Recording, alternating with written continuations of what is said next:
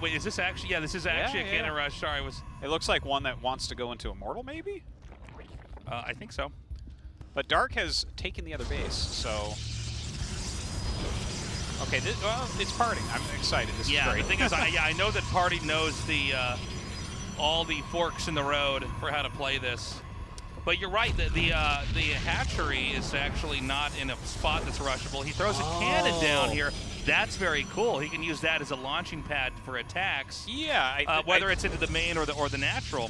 I think it's going to be the Stalker one, where you're just microing Stalkers frantically. You have, like, some cannons, but then shield batteries. Now, just the fact that Dark has taken another base. This is wild. Keep in mind, the position of the spawning pool here is not ideal for a cannon rush. You're pretty close. I don't know how far the cannon rush can actually go in this spot. Battery's coming down now as well.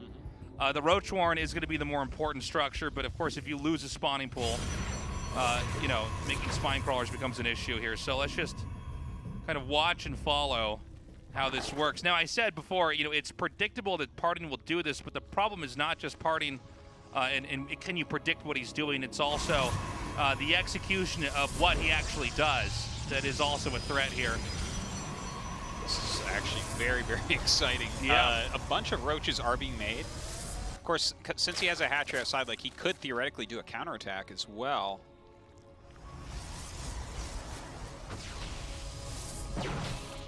Oh my God, he can get the tumor because of the cannon. Oh, that didn't even occur to me. Yeah, I can see that. And so he can come in here and just hit that. That's going to be annoying because things can't connect like he wants. He lost his second Stalker there, which is kind of painful. Yeah, I feel like this is a rush where you probably can't lose any of those. So let's see how the rest of this is going to be handled, because right now Dark appears to be handling this absolutely perfectly. The battery can heal the cannon, but you know, there's going to be a limit to how much mana or energy, if you want to call it that, is going to be in there. So I'm starting to get a little bit worried here for Parting. It does seem like Dark is looking at this and almost saying thank you, as this is going to be a much more straightforward way to win a game than had they gone up in a game of macro. Yeah, it seems like you're right about that. Like, the hitting from both sides is not something I think Parting was really planning for going into this game.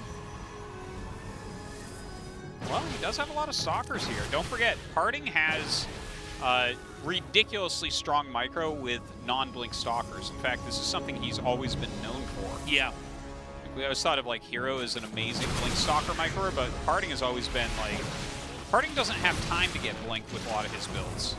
So he's got to be good elsewhere. Oh, just barely keeping that Stalker alive. It's eventually... Oh no, it's still getting healed up just enough. It is picked off finally. Note the damage.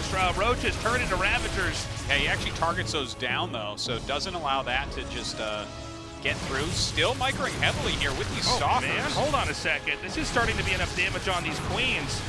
This Ravager actually somehow barely gets away. It's going to be hunted down by this one Stalker and killed off. And, you know, it looked, that's it. Wow. It looked like Dark was holding it. So the Stargate's coming along. And yeah, let's see if it's going to be Void Ray. That's the thing that we should be interested about here. So the Void Ray play has become quite popular here. Is the Void Ray, you know, through patches and periods of the game, has been either in style or out of style, depending. And the Void Ray seems to have now one of the more passive roles in its entire existence in the history of StarCraft 2, where it's mostly used to try to curb any ambitions Zerg have of controlling the map or denying expansions or doing anything that's somewhat aggressive here. Something crazier, like this. Well, this is perfect, not a fleet beacon here. This is not what I thought we were going to see, but like, I mean, Void Ray speed perhaps is 2 base carrier. That doesn't sound right. Kind of interesting though. I thought that it would be like a 3rd base instead. No, that's what I thought too. I thought we'd have a 3rd base and maybe a couple Void Rays and maybe into carriers, but this is just on 2 bases. Yeah, and right now with the +1 melee and a Baneling Nest, it's actually better for Parting maybe that he didn't take the 3rd and then he takes the 3rd. Yeah. But yeah, okay, so he's actually just instantly going into carriers. So he's taking a 3rd, but he's more so rushing into carriers. Normally you take a 3rd base and use that to economically support progression into carriers, but this time he cut a couple corners here. And I don't know exactly what this is going to look like. I think there's a reason why we normally see it the other way. He's going to be able to easily kill the third. That's not the issue. It's can he kill Parting all the way? Yeah, that's going to be the issue, because the Lings and Banelings can never actually fight the carriers, of course. And so now you have this air fleet that's going to be coming in here. Let's see how much damage this ends up actually doing. By the way, he now sees what's coming at him. Immediately kills off that Overlord and is headed down here to the bottom. Now, again, there's really no way to stop these Banelings. It's not about position. It's just the numbers are too high. Yeah, he's going to, again, like this was always going to die recall very back easily. over here. I actually, okay. But I don't know that he can actually save the Nexus. No. It seems like it should be too many Lings here. He's going to warp in some more Adepts, but of course the damage has already been done. The Nexus explodes. He might use that other probe to make a Nexus again, as he does here. And now there's Glaives coming here. Now, hold on a second. Yeah, Glaives and, like, I believe he's going to go Disruptor, but maybe Colossus? Yeah, this is funny because there's been a kind of an interesting trade here. No Protoss air units were hurt for obvious reasons, but the Zerg gave up a lot of Lings and Banelings. Now, the third base isn't there. It's not a functional asset for the Protoss, but Zerg gave up something for that fight, and now we can have a switch into Glaives with Adepts, but I'm curious about that. But as I look at the sheer number of Queens, I feel like it's going to be a long time before there's anything air-wise. Yeah, the number of Queens is hilarious. So it seems to me that Dark has come out on top. I thought we might have an interesting transition where the Zerg had a hole in their play, but yeah, no, this game is really wild because Parting only went into 2 carriers and voids. Yeah. Which, it's like, yeah, okay, you killed his third, you hiccuped his economy, but I guess he was actually planning to switch it around. Yeah. And tech back into more gateway-centric. This is such a weird game, but I definitely am liking the position of Dark. Right? He's got Infinity Queens, which will do enough anti-air considering how few air units Parting actually made. He's getting good Zergling upgrades already. Oh my gosh, yeah, he's getting patching plans. I like it, man. I think he's in good shape here. This feels good for Dark. No, this looks like it should be going in Dark's direction here. I mean, you have to be careful whenever you have a bunch of Banes like this. You're connected to targets that are of value, right? Good force fields. But this has not been a normal game by any measure. And it's funny because we teched into carriers and we basically sidestepped it. Yes. For Parting. He's just gone into a different push. And lots of mind games. Let's see exactly how ready the Zerg is for this, because these Queens are like, I mean, Queens are never bad in a fight, but they're not exactly what you want. Did Parting do like the BC build with Protoss? Oh, that's actually an interesting way to put it. Similar in a way. Thing is, there's so much for Zerg. I mean, even this angle too. Yeah, he's got good force fields, so like I guess he can pick some, but I don't think he can kill him by any means. Well, also the corrosive biles are basically going to be dictating how the fights are going to go here. And carriers are only so good when you have, I think, more Queens than interceptors right now. So basically, like you're right. Yeah, you know, it's like, what are you gonna? 18. Yeah. You're right, Tasteless. How long before, you know, they're just, you know, they're overlords over your army, basically. Yeah.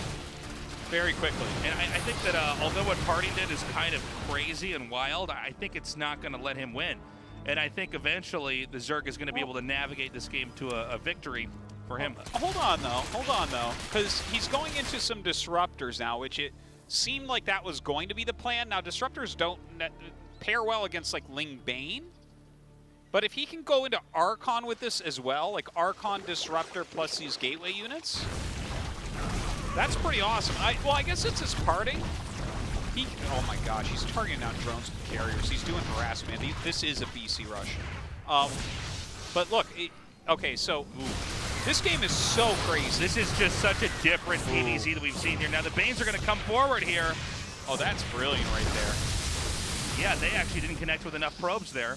The problem, again, though, is that Zerg seems to be getting bigger and bigger. This is sort of a funny army to have at you know, a game over 10 minutes where it's just Stalkers and Sentries. You know, and there's not Immortals with it. There's not Archons with it. We don't normally get to see an army like this, but this is one of the weirder games. But I'm loving it. It's so many different kind of new ideas are coming out. Yeah, Parting is barely hanging on economically here. I mean, Dark has the map as far as expansions. He has the map as far as creep. And I think he may have control of the map even as far as the army he's going to be building out here. Yeah, he actually had canceled Catching Lanes before. Going to go ahead and get that once again. +3 melee attack, +2 carapace. Still harassing here. Actually sends some adepts up as well. Such a strange harassment. Carrier adept on the side while he pushes with a Wings of Liberty composition. Yeah. A game from a different decade of Starcraft. It's such an odd one to cast for you guys. The carriers have actually whittled the queen count a considerable amount here. When you think of how many were here only a couple minutes ago. The Ling counter attacks are doing more damage though than the push from the Protoss is. As this Ling, and I think he's going to have to go back home. Set Disruptor finally. Yeah, at last that Disruptor goes down, but you know, now it's going to be parting on 2 bases. Basically, if he doesn't win with this army here, he's not going to win this game, and there's just so much Zerg here. Oh, great micro from Party. He is whittling it down. Yeah, he is taking parts of these fights. He's got to be careful about those Banelings coming in, though. Ultras have joined the fray as well, so his force field's going to be pretty worthless. Ultra's getting on top. Look at that splash damage being added. He does target down relatively quickly, still microing back. Ooh, some good vials end up landing right there. I mean, Parting is as efficient as you can get with this, but it's not going to be enough. Yeah, this is just too much. There's no way that Parting can fight back enough to ever win this game, and his infrastructure's in shambles. This is going to be a 1-1 here. Dark definitely able to flex here when it comes to a macro game, but Parting kind of bringing out a pretty wild and very unique style here. Oh, for sure. And if he was just slightly less far behind, he might actually take this, but unfortunately for him, he's lost everything. GG. Dark going to take game number 2.